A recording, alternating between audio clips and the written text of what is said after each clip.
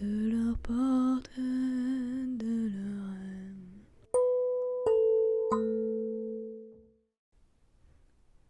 Si Waleslaivo Weplop, la mort, à l'être.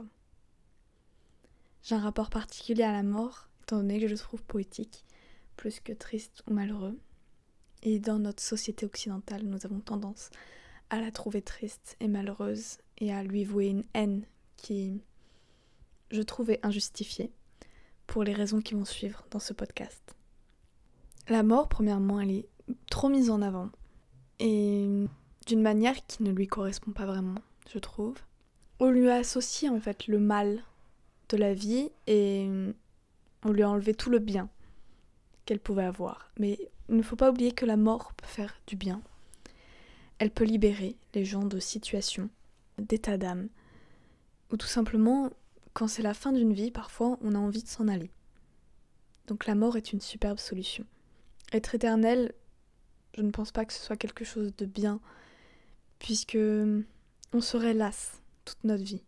On se dirait, j'ai le temps, donc je ne fais rien. Alors que justement, non. Avec la mort, grâce à la mort, on a une motivation à faire des choses dans la vie, à faire les projets qu'on a envie de les faire, à réaliser nos rêves. La mort, c'est notre motivation à vivre pleinement et à vraiment ressentir tout ce que la vie peut nous apporter.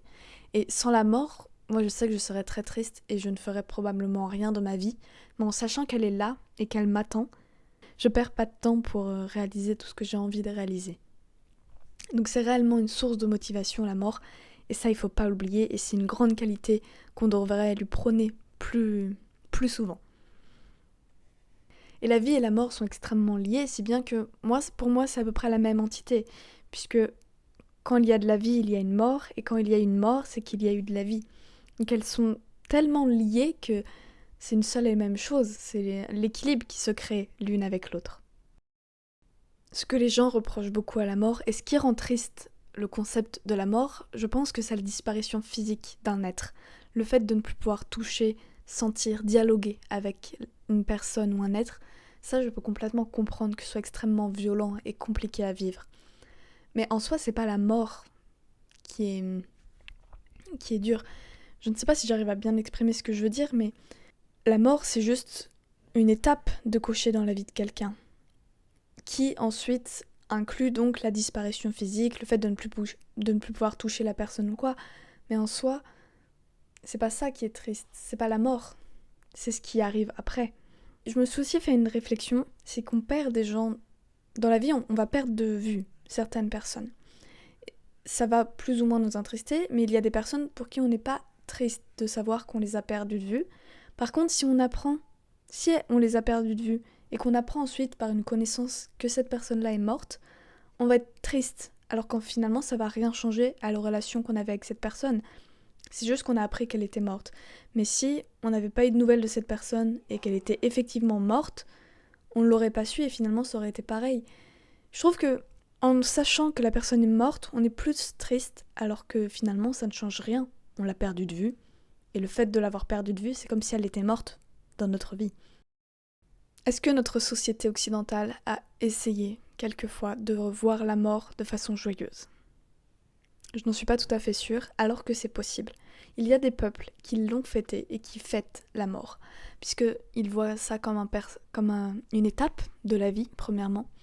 C'est une étape de la vie, quelque chose de coché qui va nous arriver à tous.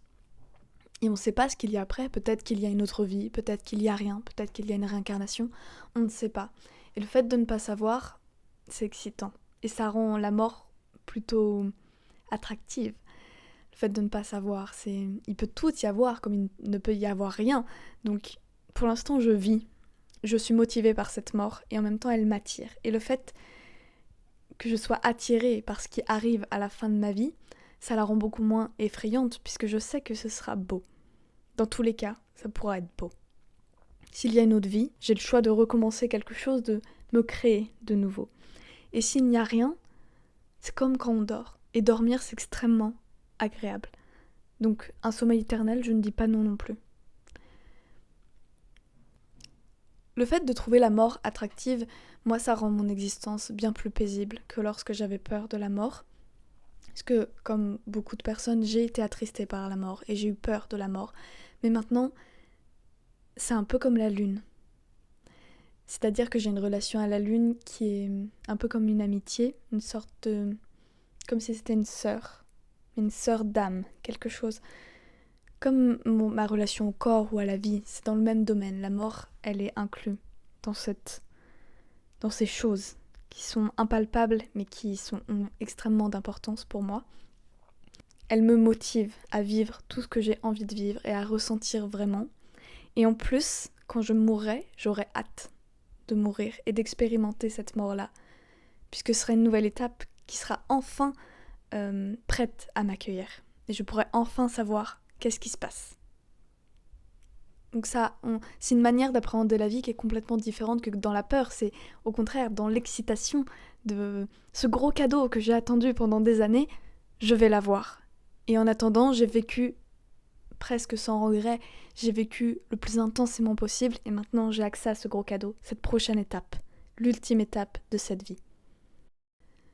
J'aimerais aussi parler des enterrements qui représentent très mal la mort, enfin pas spécialement la mort, mais qui représentent très mal la personne défunte.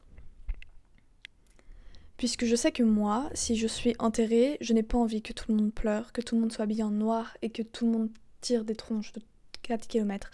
Non, moi j'ai envie que ce soit festif, que ce soit une fête. Comme je disais tout à l'heure, il y a des peuples qui fêtent la mort. Eh bien moi j'ai envie qu'on fête ma mort, que ce soit quelque chose de joyeux.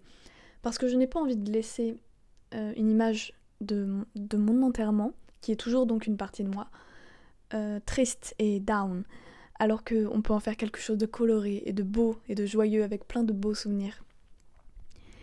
C'est qu'est-ce qu'on a envie de laisser sur Terre, même jusqu'à l'enterrement. Quelle mémoire j'ai envie de laisser, quel passage. Est-ce que les enterrements honorent réellement la personne ? Personnellement, si mon enterrement est très glauque, je le verrais plutôt comme une insulte à ma personne. Parce que je ne me considère pas comme glauque. Malgré cet épisode sur la mort où je dis que je la trouve belle et poétique, si je parviens à trouver la mort belle et poétique, vous pouvez aussi le faire. Tout est une question de point de vue. Les religions aussi devraient en être heureuses. Je pense notamment à la religion chrétienne. Si je dis des choses fausses, je suis désolée, je suis très mal renseignée sur les religions, mais je ne tiens pas à offenser qui que ce soit. C'est juste, voilà, dans ma vie, j'ai entendu parler de certaines religions. Et la chrétienté, j'ai appris qu'il y avait cette part de bien et de mal associée à tout.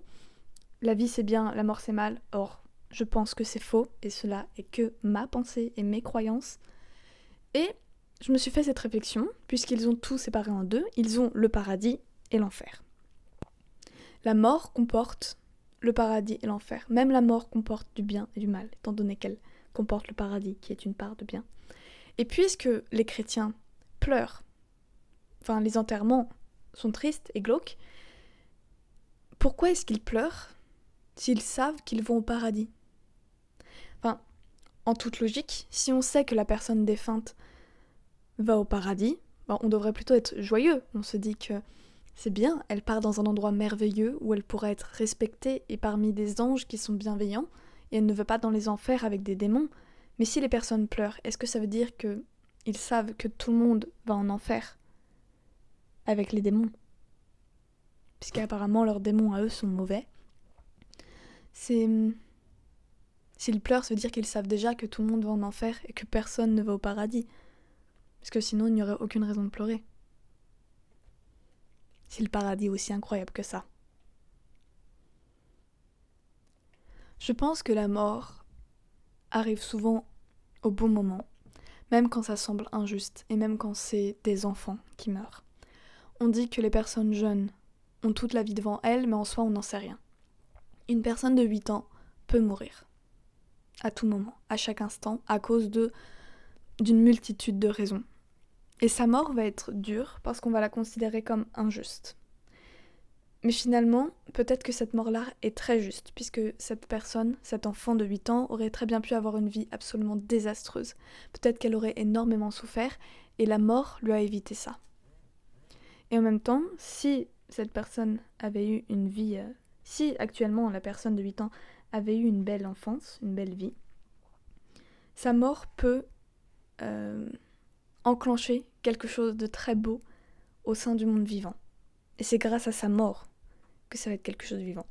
Il y a eu un projet récemment de Ask Jell, un musicien norvégien, qui racontait l'histoire d'une petite fille de 8 ans, justement, qui s'appelait Sophia, qui est morte d'un cancer. Elle voulait devenir artiste, et étant donné qu'elle est morte, il s'est dit moi je vais faire une musique sur elle, et toutes les œuvres d'art qu'elle a pu faire, je vais les mettre. Il a utilisé sa communauté pour que ses œuvres d'art soient représentées, soient affichées chez les gens, et il y en a même une qui s'est retrouvée au pied du Louvre, parmi les plus grands. Et grâce à la mort de cet enfant de 8 ans, qui est tragique, le fait que ce soit très triste, rend la chose très belle et très poétique. Sa mort a permis de donner naissance à un projet extrêmement beau où les gens où il y a eu de la solidarité et énormément d'amour. Sa mort a permis quelque chose de très beau. Et en parlant de beauté dans la mort, il y a une poésie que je trouve qui est universelle dans la mort. Alors là, je vous demande de bien ouvrir vos oreilles et de prendre ma vision des choses, puisque j'en ai parlé à plusieurs personnes et elles ne comprennent pas, mais la mort, c'est poétique quand vous avez la vision suivante.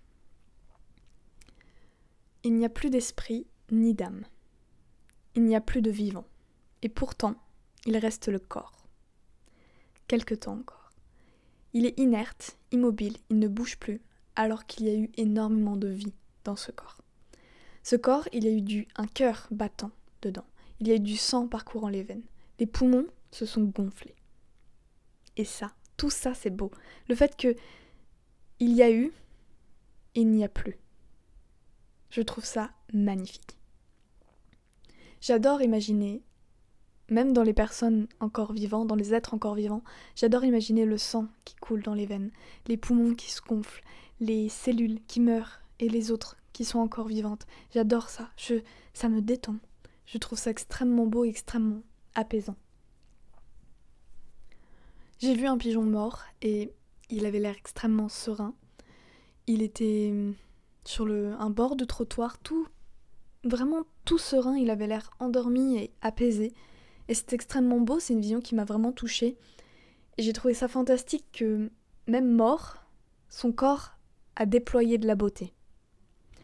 Je me suis imaginé que ce pigeon, il avait volé, il avait roucoulé. Et j'ai trouvé ça très beau et très joyeux de voir que, il est mort, mais il y a eu de la vie. Et ça, moi, ça me suffit.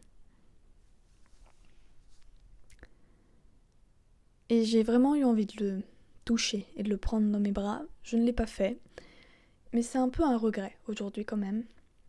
Mais je me dis qu'il a été aimé dans la mort et que il est mort et pourtant il a continué à déployer de la beauté et à être aimé.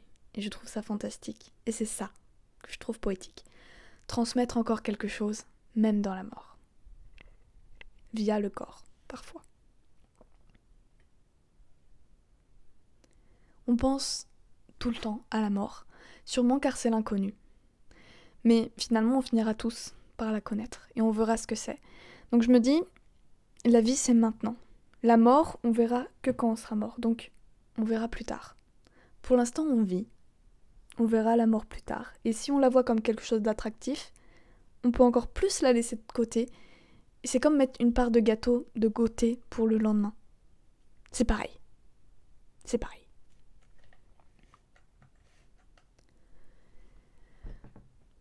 Pour finir, je reviens sur l'idée du corps inerte et immobile, qui reste quelque temps avant de se décomposer. Puisque la décomposition peut sembler peu attrayante, et je partage ce point. Les petits vers blancs, c'est pas très ragoûtant, clairement. Mais il y a l'idée de retourner à la terre, qui est extrêmement plaisante. Dans mon livre que j'ai autodité, qui s'appelle La Loudite, que vous pouvez retrouver sur Etsy, eh bien, dans ce livre-là, il y a des poèmes sur la terre et sur la nature. Et je dis souvent que j'ai envie de retourner à la terre, peu importe si je pourrais. Et c'est vrai. Il y a cette idée de pouvoir nourrir la terre autant qu'elle m'a nourri, de pouvoir... C'est un honneur de me décomposer pour elle et en elle. je peux enfin la remercier par mon corps, par la donation de mon corps. Elle peut enfin tout me prendre puisqu'elle m'a énormément donné. Et par amour, je suis prête à faire ça. De toute façon, je n'aurai pas vraiment le choix de me décomposer. Mais ça me plaît énormément de me dire qu'après ma vie, une fois que j'aurai quitté ce corps, et ce corps qui restera, il nourrira une des vies que j'aime le plus au monde.